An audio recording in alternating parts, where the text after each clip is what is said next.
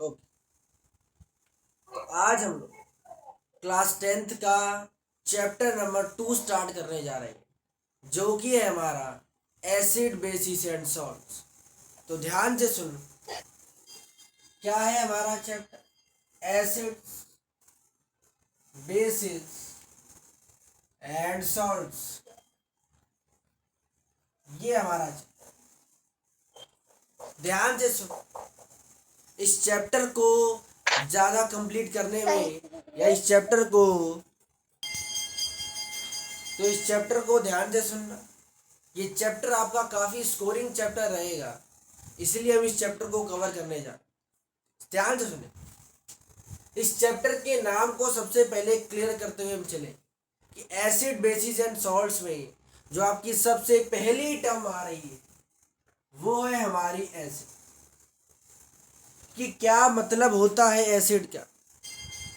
तो ध्यान से सुन, एसिड का मतलब होता है ऐसा कोई भी सब्सटेंस जो कि आपका सॉर टेस्ट का हो। कौन से टेस्ट का हो? सॉर इन टेस्ट। सॉर का मतलब होता है खट्टा। ऐसा कोई भी सब्सटेंस जो आपका सॉर टेस्ट का हो उसे हम क्या बोलते हैं? एसिड। क्लियर है यहाँ तक? अब जो आपका एसिड है वो काफी तरीके का होता है। टार्टरिक एसिड, टैमरिंड एसिड,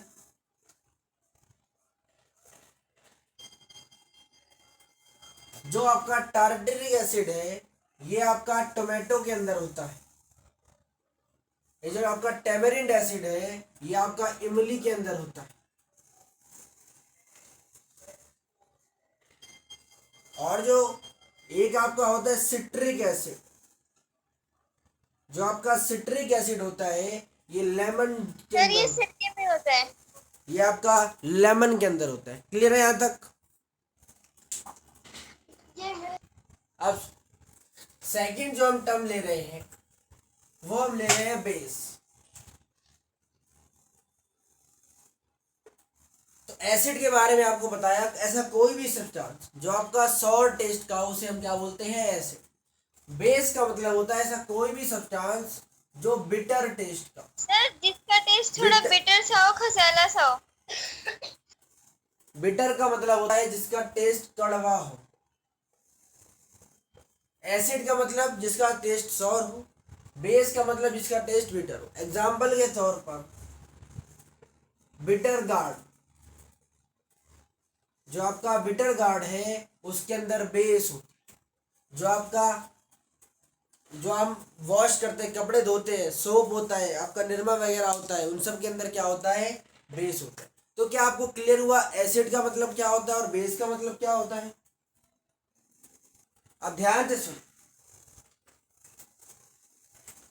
अब मैं आप लोगों को, अभी तक मैंने आपको बताया एसिड क्या होता है, एक सॉर टेस्ट का। बेस क्या होता है? बिटर टेस्ट का। जो एसिड होता है, आपको टार्टरिक एसिड के बारे में बताया, टेमरिंड एसिड के बारे में बताया, सिट्रिक एसिड के बारे में बताया। ये सब जो एसिड है ये काफ़ी छोटे छोटे एसिड है। छोटे एसिड इन अ सेंस कि इनका जो इफेक्ट रहता है वो बहुत छोटा रहता है। ऐसा नॉर्मल थोड़ा सा इफेक्ट रहता है इनका। अब मैं आप लोगों को कुछ ऐसे एसिड के बारे में बताने जा रहा हूँ, कुछ ऐसे एसिड के नाम बताने जा रहा हूँ जो जिनकी स्ट्रेंथ बहुत ज़्यादा होती है कि अगर वो किसी के हाथ पर पड़ जाए तो वो उस पूरे हाथ में एक छेद कर सकते हैं। अगर उन एसिड की एक बूंद भी किसी के हाथ पर पड़ जाए तो वो पूरे हाथ में एक छेद कर सकती है। इस तरीके के एसिड होते हैं। नाम उनके देखिए, strong acid HCl, HNO3, H2SO4, इसे हम बोलते हैं हाइड्रो क्लोरो एसिड। इसे हम बोलते हैं नाइट्रिक एसिड। इसे हम बोलते हैं सल्फ्यूरिक एसिड। क्लियर हुआ? ये आपके तीन बड़े ही स्ट्रॉन्ग एसिड है। यहां तक क्लियर है? ठीक। तो आप लोगों को बता दिया गया है एसिड का मतलब जो सॉर टेस्ट का हो, बेस का मतलब जो बिटर टेस्ट का हो। ये थोड़े स्ट्रॉन्ग एसिड। अब हम लोग एसिड और बेस को एक दूसरी टर्म के अकॉर्डिंग उसको डिफ्रेंशिएट करने वाले। ध्यान से सुन, एसिड एसिड का मतलब क्या होता है वो हम देखने जा रहे हैं। एसिड और बेस को हम लोग थोड़ा सा डिफरेंशिएट कर रहे हैं। एसिड का डेफिनेशन आपको शुरुआत में एक बताया जो कि शॉर्ट टेस्ट का हो। इसके अलावा भी एसिड का एक डेफिनेशन होता है। क्या होता है वो? एसिड का मतलब होता है एक ऐसा सब्सटेंस जो कि, ध्यान से सुनना, एक ऐसा सब्सटेंस जो कि आपका वाटर में H पॉजिटिव आयंस देगा। ध्यान से सुनना, एसिड का मतलब होता है एक ऐसा सब्सटेंस जो वाटर में क्या दे? H positive ions. बेस का मतलब क्या होता है? एक ऐसा सब्सटेंस जो वाटर में OH नेगेटिव आयंस दे। क्लियर हुआ? शुरुआत में आपको एसिड की डेफिनेशन बताई, एक ऐसा सब्सटेंस जो सॉर टेस्ट का है। बेस के बारे में क्या बताया? जो बिटर टेस्ट का है। अब आपको एक नई डेफिनेशन बताई जा रही है कि एसिड का मतलब होता है एक ऐसा सब्सटेंस जो कि आपका वाटर में H पॉजिटिव आयन देगा, और बेस का मतलब होता है एक ऐसा सब्सटेंस जो कि आपका वाटर में OH नेगेटिव आयंस देगा। क्या यहाँ तक क्लियर हुआ? OH negative ions. तो अब आप ध्यान से सुनना, एसिड के बारे में आपको क्या बताया? एक ऐसा सब्सटेंस जो कि वाटर में H पॉजिटिव आयन देगा, और बेस के बारे में क्या बताया? एक ऐसा सब्सटेंस जो वाटर में क्या देगा? OH negative. अब मुझे ये बताओ, मान लो मेरे पास ये कंटेनर है, ठीक, इसके अंदर H पॉजिटिव आयंस ज्यादा है। क्या है? H positive ions more amount में है। तो अगर आपके H पॉजिटिव आयन ज्यादा अमाउंट में है तो इसका मतलब क्या है कि ये सब्सटेंस आपका एसिडिक है या बेसिक? H पॉजिटिव होने का मतलब क्या है? वो सब्सटेंस एसिडिक है। क्या ये चीज क्लियर हुई? ध्यान से सुन, मैंने आपसे कहा कि मान लो एक कंटेनर में H पॉजिटिव आयन ज्यादा है, तो H पॉजिटिव आयन हमें कौन देता है? एसिड देता है। तो अगर इसके अंदर H पॉजिटिव आयन ज्यादा है तो इसका मतलब क्या है कि वो सब्सटेंस आपका क्या है? एसिड। तो यहां से आप एक बात नोट करेंगे, मोर H positive ions more acidic आपका सब्सटेंस। ये आपको ध्यान रखना है। ये आपको जो आगे आप एनसीईआरटी के क्वेश्चंस करोगे तब आपको ये बात समझ में आएगी कि H पॉजिटिव आयंस का इस्तेमाल कहाँ पर हो। तो अगर उसी तरह मैं लिखूं मोर OH नेगेटिव आयंस, अगर OH नेगेटिव आयन ज्यादा है तो सब्सटेंस आपका कैसा हो जाएगा? बेसिक। क्या यहाँ तक ये चीजें क्लियर है आपको? ठीक, ये आप लोगों को बताया गया कि एसिड क्या होता है, बेस क्या होता है, एसिड कितने तरीके का होता है, कौन सा एसिड क्या, कौन सा सब्सटेंस H पॉजिटिव आयन देता है, कौन सा सब्सटेंस OH नेगेटिव देता है। अब ध्यान से सुन, अब हम लोग एसिड और बेस को क्लासिफाई करने जा रहे हैं, बांटने जा रहे हैं। जो आपके एसिड हैं वो आपके दो तरह के होते हैं। एक आपका एसिड होता है स्ट्रॉन्ग एसिड, एक आपका एसिड होता है वीक एसिड। स्ट्रॉन्ग एसिड के एग्जांपल्स हैं आपके पास HCl, HNO3, H2SO4। और जो आपके वीक एसिड है उसके भी आपके पास एग्जांपल है ऑक्जेलिक एसिड, टार्टरिक एसिड, उसके बाद एसिटिक एसिड। तो ये आप लोग क्लियर है, एसिड आपके दो तरीके के हैं, स्ट्रॉन्ग और base, HCl, HNO3, H2SO4, oxalic, tartaric acid. क्या ये चीज क्लियर है? क्या पता आपसे एमसीक्यू में पूछ ले कि स्ट्रॉन्ग एसिड के एग्जांपल दीजिए, वीक एसिड के एग्जांपल दीजिए। यहां तक क्लियर है? अब जैसे हमने एसिड को क्लासीफाई किया है सेम उसी तरह हम लोग अब बेस को क्लासीफाई करने वाले। जिस तरह हमारा एसिड दो तरीके का था हमारा बेस भी दो तरीके का। ध्यान से सुनना, हमारा एसिड दो तरीके का था, हमारा बेस भी दो तरीके का है, स्ट्रॉन्ग और वीक। स्ट्रॉन्ग अगर बेस का एग्जांपल आपके पास है KOH, NaOH। KOH को बोलते हैं पोटेशियम हाइड्रोक्साइड, NaOH को बोलते हैं सोडियम हाइड्रोक्साइड। क्लियर है। वीक एग्जाम्पल आपके पास है MgOH2 यानी magnesium hydroxide, magnesium hydroxide. Clear है यहां तक। Aluminium hydroxide. जिस तरह हमने एसिड को दो कैटेगरी में डिवाइड किया, स्ट्रॉन्ग और वीक, हमने बेस को भी दो कैटेगरी में डिवाइड कर दिया, स्ट्रॉन्ग और वीक। क्लियर है यहां तक।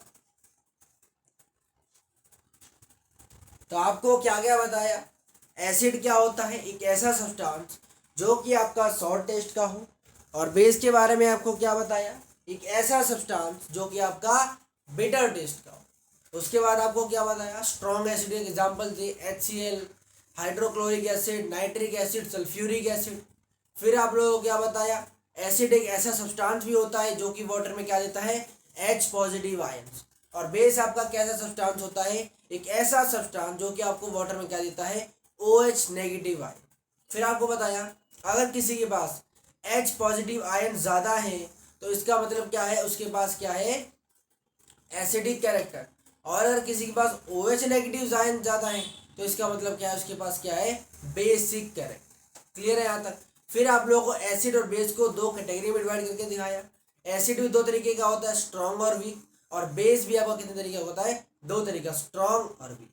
अब हम लोग एक नई टर्म पढ़ने जा रहे हैं जो बड़ी ही इंपॉर्टेंट टॉपिक है, ध्यान से सुन। सर तो अब हम लोग एनसीईआरटी की एक बड़ी ही इंपॉर्टेंट टॉपिक, और आपके बोर्ड में पूछा गया one of the repeated question in the board के बारे में डिस्कस करने वाले, जो कि है हमारा dilution of acid and base.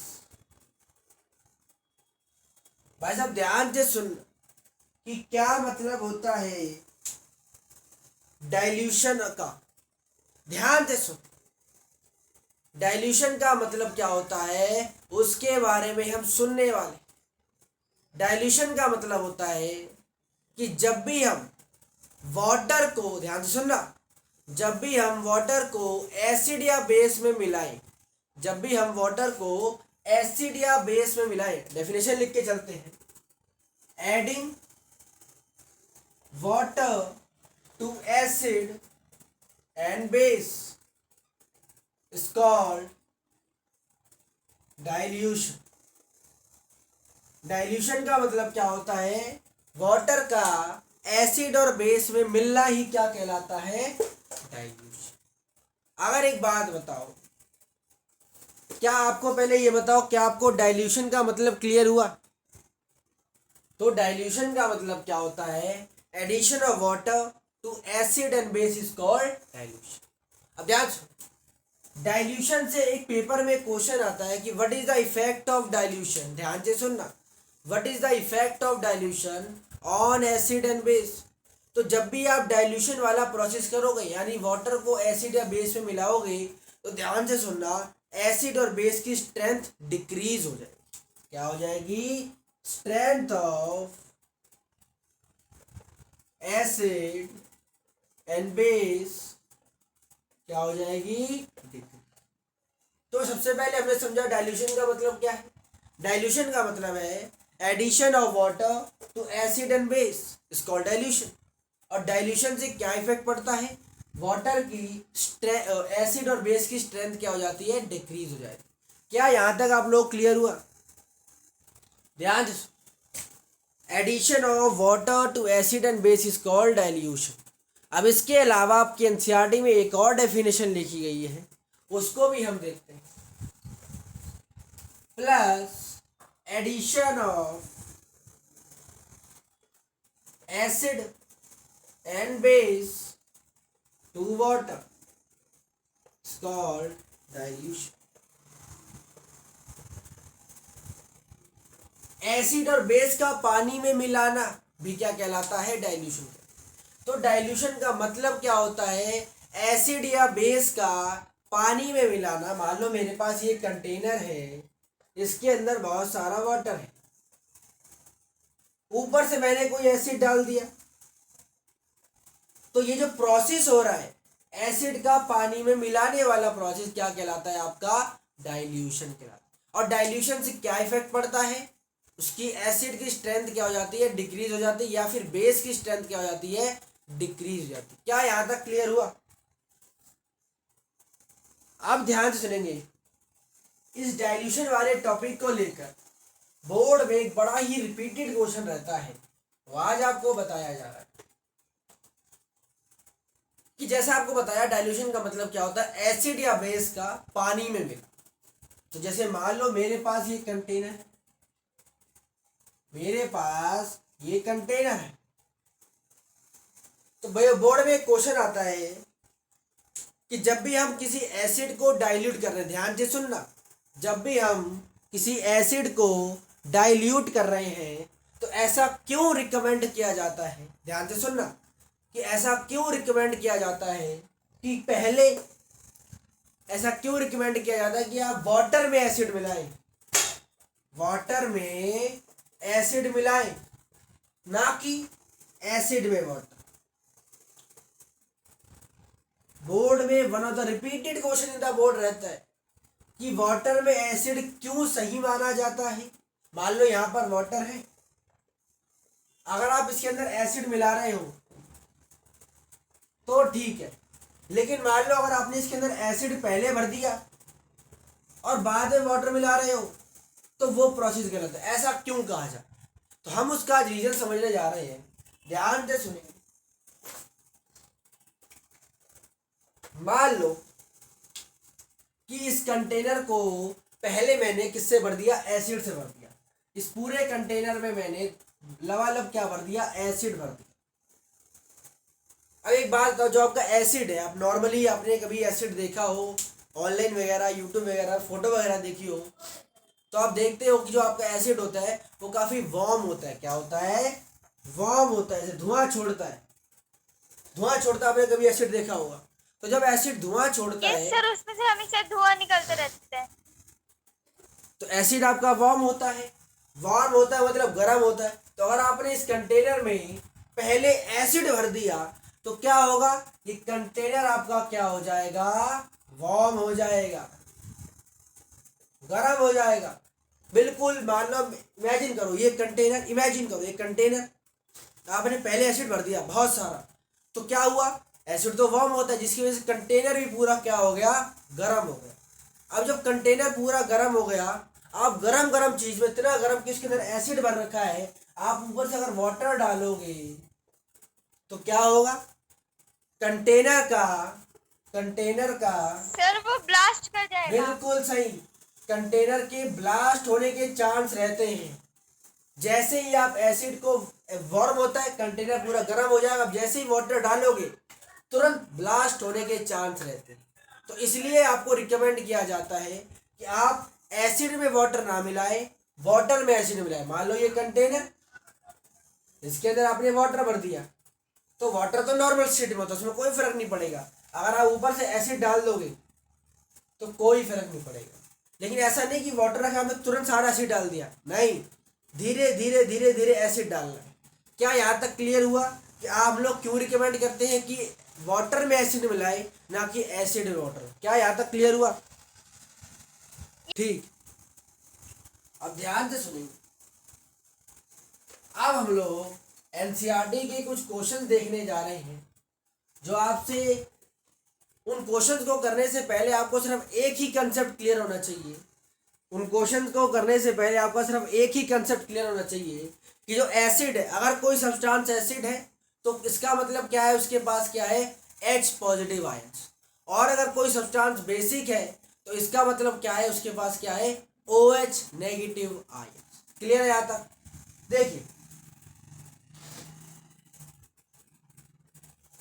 Question number 1 देख रहे हैं हम एनसीईआरटी का, ये आपका पेज नंबर 25 पर है। इन टेक्स्ट क्वेश्चन के नाम से क्वेश्चन नंबर 1। क्वेश्चन क्या है? ध्यान से सुनिए।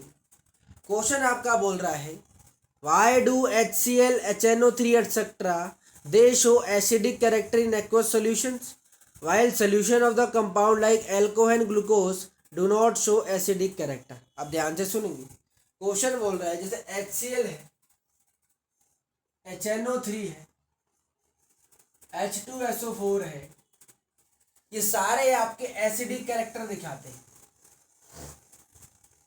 दिखाते लेकिन ग्लूकोज हो गया, अल्कोहल हो गया, ये सब आपके एसिडिक कैरेक्टर नहीं दिखा। हमें इसका रीजन बताना है।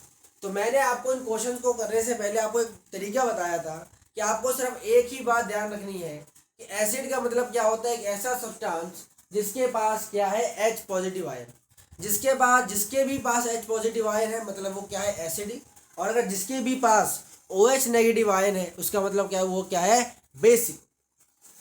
तो ध्यान से सुनो, अगर ये सब एसिडिक कैरेक्टर दिखा रहे हैं तो किसका मतलब क्या हुआ, इन सब के पास क्या है H पॉजिटिव आयन। और अगर ये सब एसिडिक कैरेक्टर नहीं दिखा रहे हैं तो इसका मतलब क्या हुआ, they do not have H positive ion. Simple सा रीजन, आपको सिर्फ बोर्ड में इतना ही लिखना है। अगर ये दिखा रहे हैं मतलब they have H positive ions, ये नहीं दिखा रहे हैं they do not have H positive ion. क्या यहाँ तक ये क्वेश्चन आपको क्लियर हुआ? ओके, नेक्स्ट क्वेश्चन को करने से पहले आपका एक कंसेप्ट क्लियर किया जाए। आपने छोटी क्लास में पढ़ा हो कि जो इलेक्ट्रिसिटी होती है, जो आपकी इलेक्ट्रिसिटी होती है वो कंडक्ट होती है इलेक्ट्रॉन की वजह से, चार्ज की वजह से। लेकिन केमिस्ट्री में हम पढ़ेंगे जो इलेक्ट्रिसिटी है वो कंडक्ट होती है, ध्यान से सुनना, इलेक्ट्रिसिटी जो कंडक्ट होती है वो होती है आयंस की वजह से। किसकी वजह से? आयंस की वजह से। जैसे आपने सुना हो कि अगर आप किसी वायर को वाटर में डाल दो तो वाटर में करंट क्या हो जाता है, फ्लो हो जाता है। अब एक दिमाग लगाओ, वाटर में तो कोई चार्ज नहीं है, इलेक्ट्रॉन भी नहीं है, तो वाटर में करंट कैसे फ्लो हो गया? आयंस की वजह से। वाटर में कौन से आयंस होते हैं? ये आपका वाटर का फॉर्मूला। अगर आप वाटर को तोड़ोगे तो बनेगा H positive OH negative. H positive OH negative ये दोनों क्या है? आयंस ही तो है। मतलब वाटर के अंदर कौन से आयंस होते हैं? H पॉजिटिव और OH नेगेटिव। इसलिए हमारा वाटर क्या करता है? इलेक्ट्रिसिटी को कंडक्ट करता है। तो आपका जो एसिड है उसके पास क्या है? H पॉजिटिव आयन, मतलब एसिड भी इलेक्ट्रिसिटी को कंडक्ट करेगा। जो आपका बेस है उसके पास कौन सा आयन है? OH नेगेटिव, मतलब वो भी इलेक्ट्रिसिटी को कंडक्ट करेगा। क्लियर हुआ यहाँ तक? अब ध्यान से सुना वाला क्वेश्चन करने जा रहे हैं हम। अगला क्वेश्चन हमारा है कि why does an aqueous solution of acid conduct electricity? Reason क्या है? क्वेश्चन हमारा ये है कि कोई भी एसिड का एक्वस सॉल्यूशन, एक्वस सॉल्यूशन का मतलब है उसके अंदर है वाटर।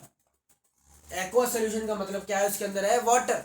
तो क्वेश्चन पूछ रहा है एसिड का एक्वस सॉल्यूशन इलेक्ट्रिसिटी को कंडक्ट क्यों करता है? अब ये बताओ एसिड के अंदर कौन से आयंस होते हैं? H positive. एक्वस सॉल्यूशन है मतलब उसके अंदर क्या है? वाटर है। वाटर है तो उसके अंदर कौन से आयंस है? H पॉजिटिव और। तो भाई इलेक्ट्रिसिटी कंडक्ट केमिस्ट्री में क्यों होती है?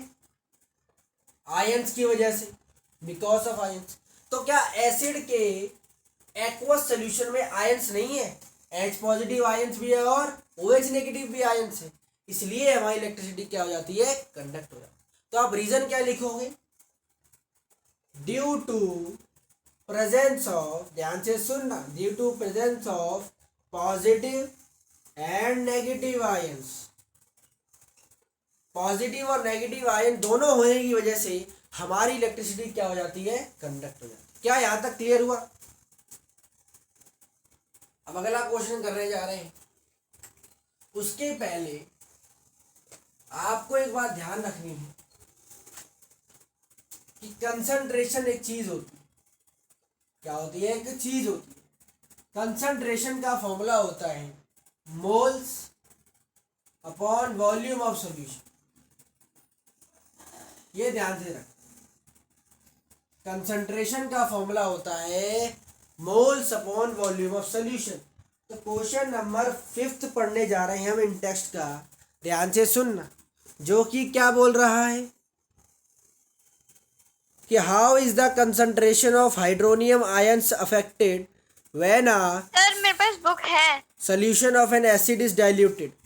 क्वेश्चन क्या बोल रहा है कि किस तरह हाइड्रोनियम आयंस की कंसंट्रेशन अफेक्ट हो जाती है जब हम किसी भी सॉल्यूशन को क्या कर देते हैं, डाइल्यूट। क्वेश्चन क्या बोल रहा है, how is the concentration of hydronium ions affected. Concentration किस तरह अफेक्ट होगी अगर हम उस एसिड के सॉल्यूशन को क्या कर रहे हैं, डाइल्यूट कर रहे हैं। अब मुझे ये बताओ, डाइल्यूट करने का मतलब क्या है, एसिड या बेस को वाटर में मिलाना, ये बोलते हैं। डाइल्यूटेड का मतलब क्या होता है, एसिड या बेस को वाटर में मिलाना या वाटर को एसिड या बेसिस में मिलाना। तो जब आप किसी भी चीज को किसी में मिलाओगे तो मुझे ये बताओ, जैसे नॉर्मल मान लो अभी इसमें वाटर है, आप इसमें एसिड को मिला रहे हो, तो ये बताओ इसकी वॉल्यूम डिक्रीज होगी या इंक्रीज होगी। एसिड को वाटर में मिलाने से इसकी वॉल्यूम इंक्रीज होगी या डिक्रीज होगी। वॉल्यूम की बात कर रहा हूं मैं, एसिड को वाटर में मिलाने से वॉल्यूम इंक्रीज होगी या डिक्रीज होगी। वॉल्यूम क्या होगी, इंक्रीज होगी। तो जब आप एसिड को वाटर में मिलाने से वॉल्यूम क्या हो रही है, इंक्रीज। वॉल्यूम क्या हो रही है, इंक्रीज। कंसंट्रेशन का फॉर्मूला क्या होता है, मोल्स अपॉन वॉल्यूम। वॉल्यूम क्या हो रही है, इंक्रीज। कंसंट्रेशन और वॉल्यूम में कैसा रिलेशन है, इनवर्स। कंसंट्रेशन और वॉल्यूम में कैसा रिलेशन है, इनवर्स। तो अगर वॉल्यूम इंक्रीज हो रही है, अगर एक चीज इंक्रीज हो रही है दूसरी क्या होगी। क्लियर हुआ यहाँ तक। आपको पहले बताया था इलेक्ट्रिसिटी वाले चैप्टर में, इनवर्स रिलेशन का मतलब होता है कि अगर एक चीज इंक्रीज हो रही है दूसरी क्या होगी, डिक्रीज। तो अगर वॉल्यूम इंक्रीज हो रही है तो कंसंट्रेशन क्या होगी, डिक्रीज। क्या ये क्वेश्चन क्लियर हुआ। अब सुनो ध्यान से, क्वेश्चन नंबर 6 हमसे क्या बोल रहा है। क्वेश्चन नंबर 6 हमसे बोल रहा है, how is the, question number 6 लिख रहा हूं मैं, how is the concentration of OH negative ions affected when axis of base is dissolved. ध्यान से सुनो क्वेश्चन।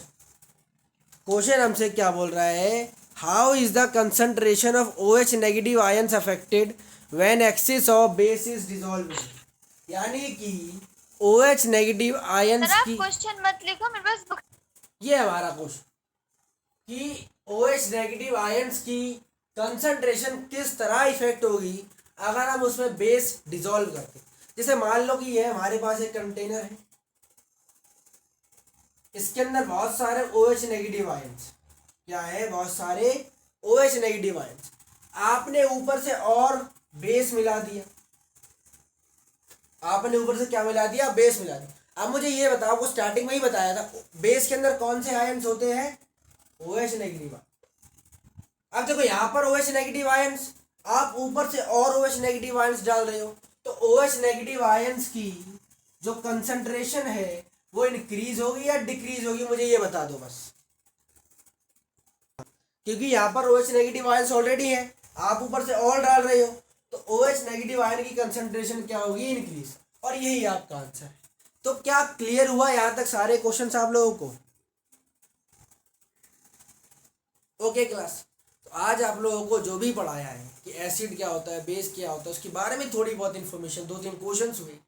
नेक्स्ट क्लास में जब हम मिलेंगे तब नए क्वेश्चंस कर रहे होंगे, नए टॉपिक की ओर बढ़ रहे होंगे, और अपने बोर्ड में रिजल्ट लाने के लिए और मेहनत करिए और पढ़ाई, बढ़िया नोट्स बनाइए, पढ़ाई करिए। तब तक के लिए okay bye, take care of yourself.